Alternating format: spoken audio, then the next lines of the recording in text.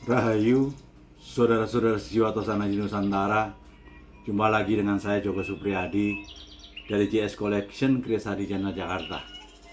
Sebelumnya marilah kita sama-sama berdoa.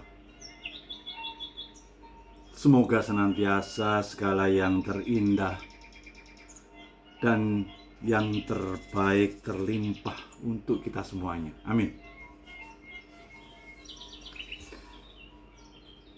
Tidak terasa kita sudah pada tayangan 156.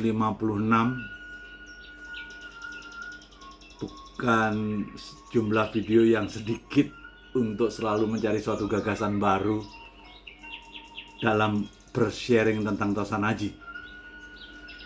Pada tayangan 156 ini, 56 ini, saya ambil tema pusoko-pusoko personal dengan sandangan yang elegan. Akan saya review pusoko nomor 3470, 5720, 7440, 7441, 7575, sekaligus untuk menjawab pertanyaan ada 7572 dan 7580.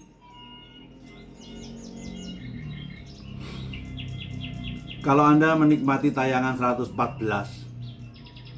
yaitu menyangkut tentang penyelarasan pusoko dengan tuannya sekaligus pengaktifan energi doanya, di situ jelas bahwa yang terkait dengan wewangian dan sandangan pusoko itu bukan untuk kerisnya, melainkan untuk tuannya. Karena secara pemahaman saya sangat yakin dalam suatu pusoko itu isi utamanya adalah doa sang empu.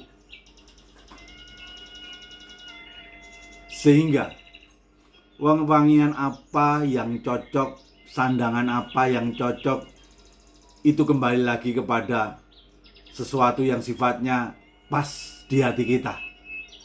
Dan pas itu sesuatu yang relatif, semuanya tergantung dari pemahaman serta selera rasa masing-masing.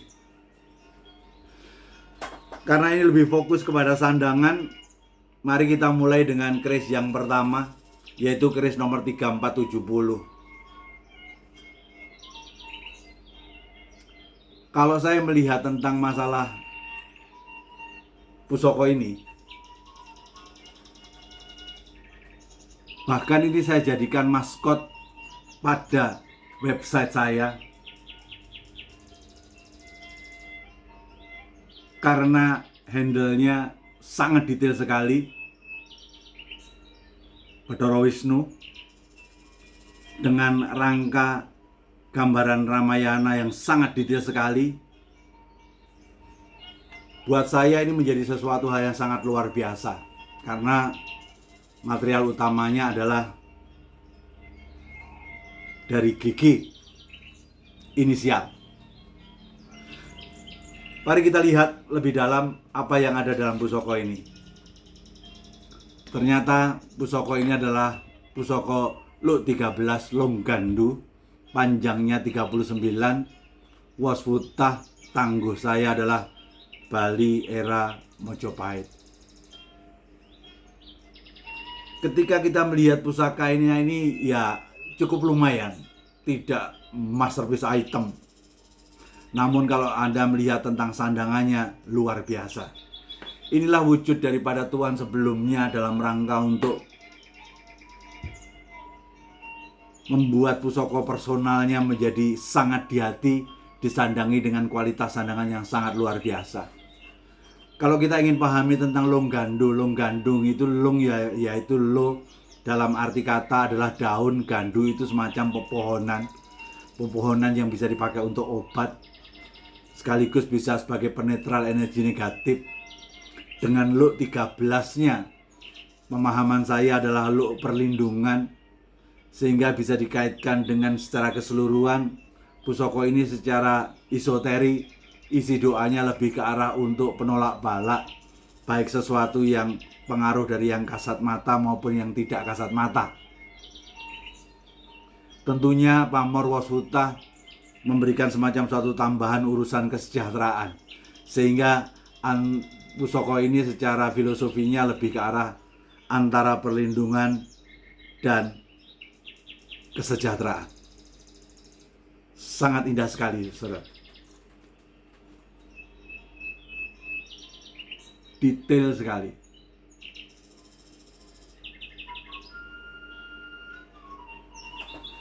Mari kita menginjak kepada pusaka yang kedua. Pusaka ini tidak kalah hebatnya. Juga dari full GG. Handle-nya nampak palembangan, ditambah dengan yang namanya karahnya atau akepan ini dari emas. Ini emas, ini emas, dan cukup tebal. Sehingga saya melihat cukup luar biasa dari sisi sandangan pusaka kecil ini. Ternyata ketika kita lihat di dalamnya, pusaka yang sangat sederhana tapi greget. Ternyata di dalamnya adalah nogo primitif seluman, looknya 5. Saya melihat ini adalah yang terkait dengan masalah pamor wasutah juga, Palembang sepuh. Ada sesuatu keunikannya di sini.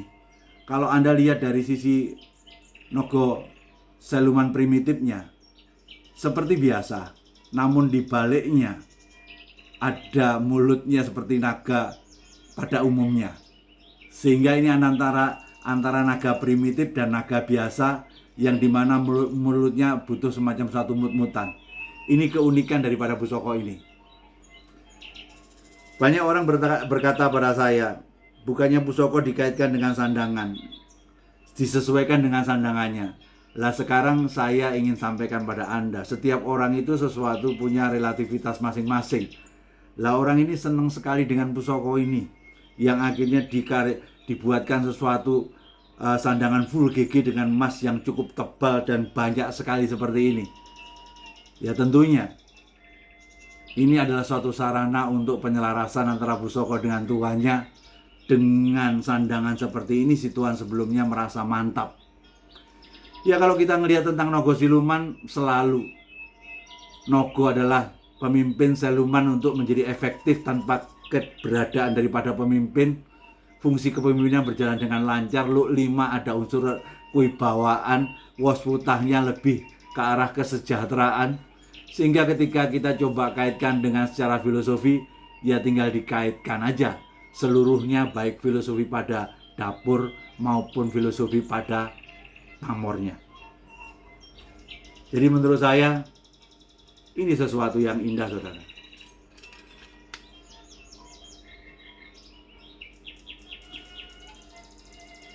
Ada sesuatu yang menarik pada pusaka selanjutnya, yaitu pusaka 7440. Handle-nya juga GG, sangat menawan ketika kita lihat. Tentunya khas Bugisnya kelihatan ini. Setelah kita lihat, ternyata pusaka sederhana juga, namun bergereget. Inilah pusaka sempono dengan pedaringan kebaknya.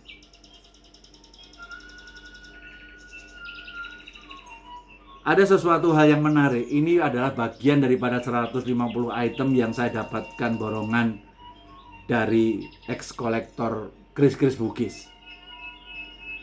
Di setiap kerisnya ada tulisannya. Ternyata dia punya semacam kurator, ataupun katakanlah bisa dikatakan sebagai seorang yang paham tentang pusaka, sehingga setiap warangka itu ditulisin.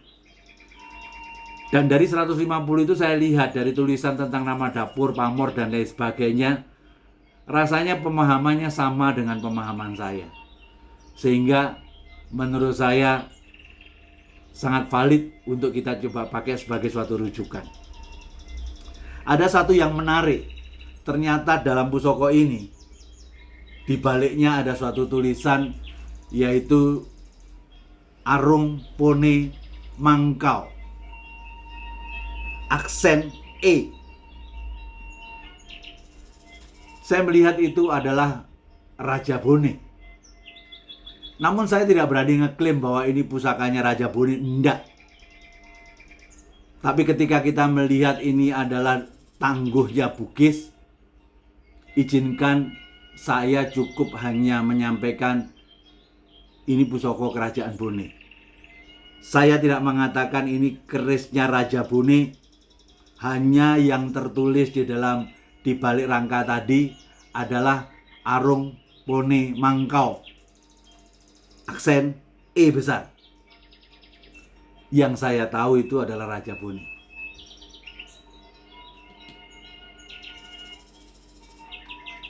Kita lanjut ke 7441.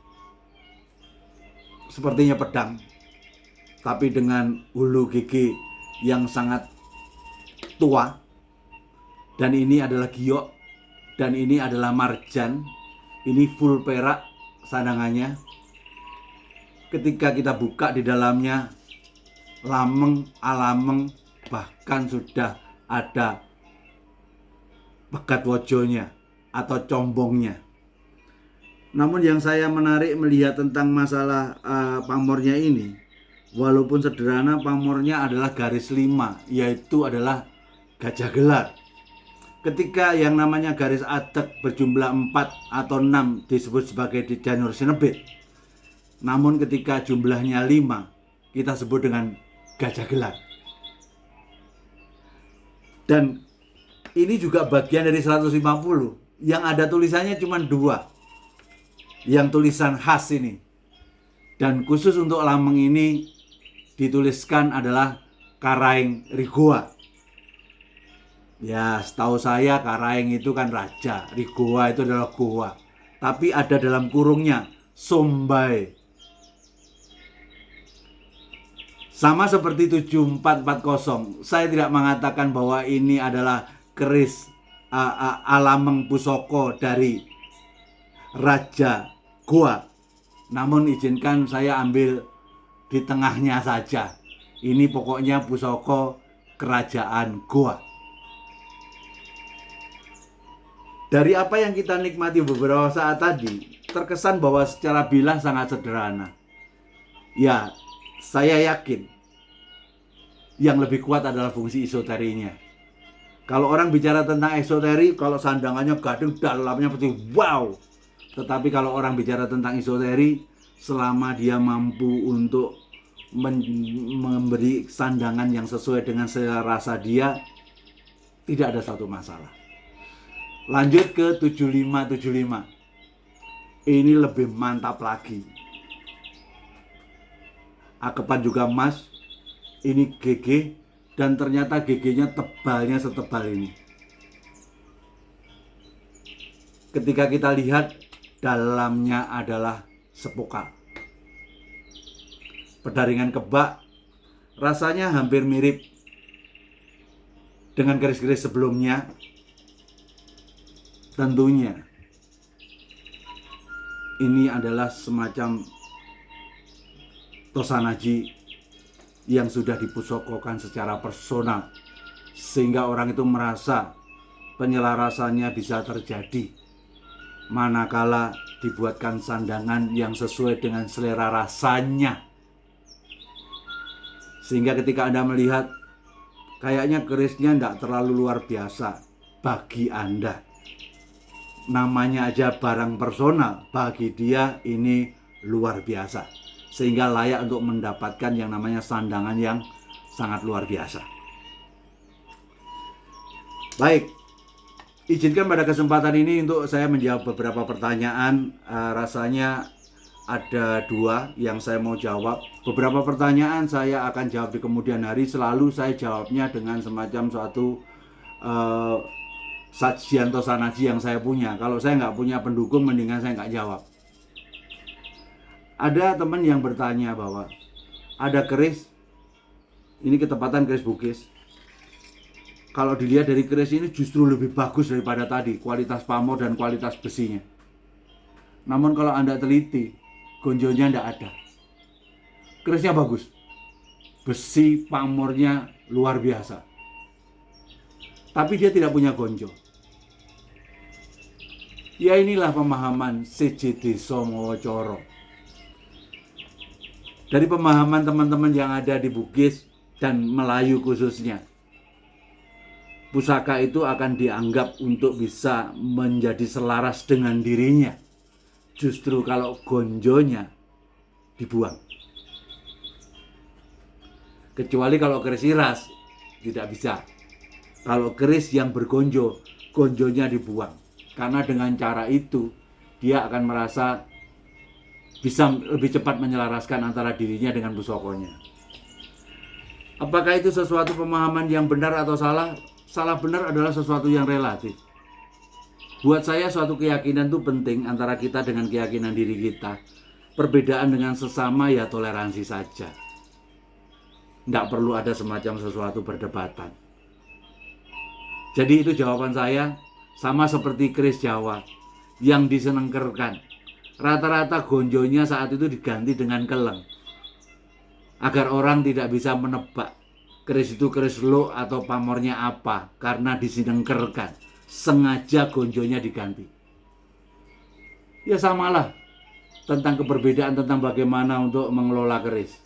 Kalau di Jawa diwarangin, di Bali sana disangkling, kalau di Bugis sana atau di Sulawesi sana di putih atau dikasih jeruk gitu, ditompang namanya. Saya pikir tidak perlu ada suatu perbedaan masalah pada area itu. Sing penting kita semua sama-sama suka keris. Terus ada pertanyaan lain. Ada lagi nggak keris-keris yang bisa dikatakan secara perpakem itu beda dari pemahaman yang kita pahami selama ini? Saya baru dapat. Ini tombak panjangnya 61. Cukup berat karena cukup gede. Kalau dilihat dari sisi metoknya sama pesinya, ini adalah model-model material Cirebon sepuh. Kalau saya bicara sepuh, di era Mataram aja sudah bisa kita katakan sepuh. Namun apa artinya daripada pusoko ini? Maaf ya, landaannya terlalu panjang, tidak bisa saya bawa dalam satu review ini. Namun ada satu yang menarik ketika kita buka.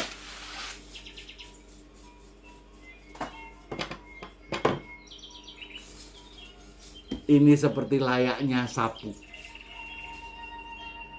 Makanya setelah dapur saya sebut sapu jagat. Dengan panjang dari metuk 61 cm, keleng, saya tangguh Cirebon sepuh. Yang di bawah saya akali dengan cuci, kita coba berdirikan. Namun yang atas terlalu panjang, kayaknya saya harus cari talang yang besar plus tambah warangan lagi. Karena untuk mencuci setebal ini butuhkan warangan yang banyak. Lah atasnya memang belum saya bersihkan.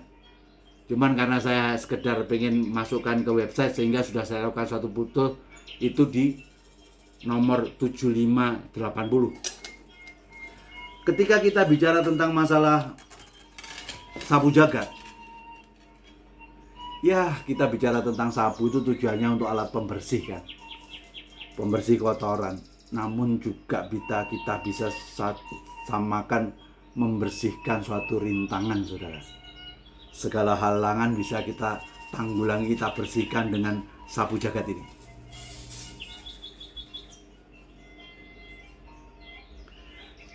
Di samping dia sebagai sesuatu yang kita sebut dengan yang namanya pembersih rintangan, kalau disatukan dia cukup kuat, tidak bisa tercerai-berai, bisa memberikan suatu tambahan kekuatan diri.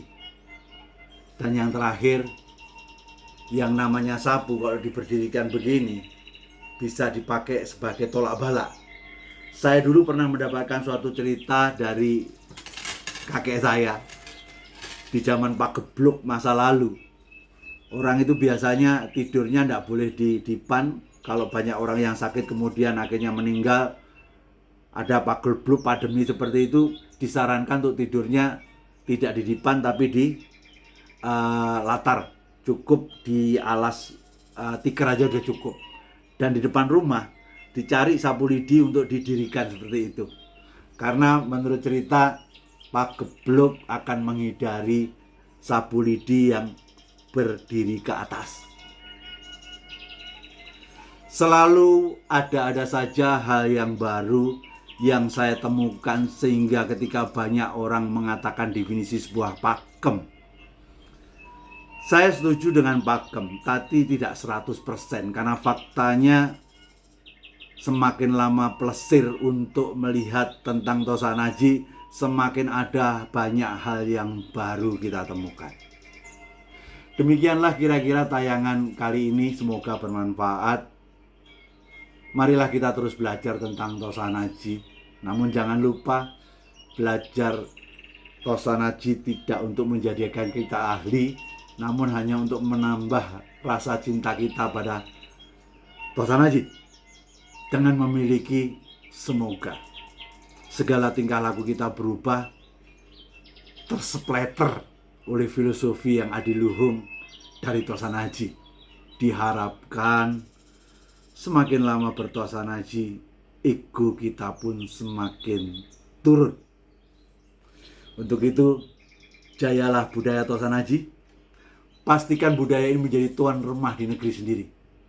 Kalau bukan kita, siapa lagi? Kalau tidak sekarang, kapan lagi? Kadang kita berpikir kehidupan kita itu bisa hidup 1000 tahun.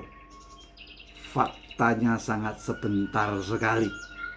Segala peran dalam hidup kita harus kita jalani, termasuk peran untuk turut serta mengangkat langit Nusantara melalui budaya Tosanaji. Rahayu, Rahayu, Rahayu Sagung Dumadi. Nuwun.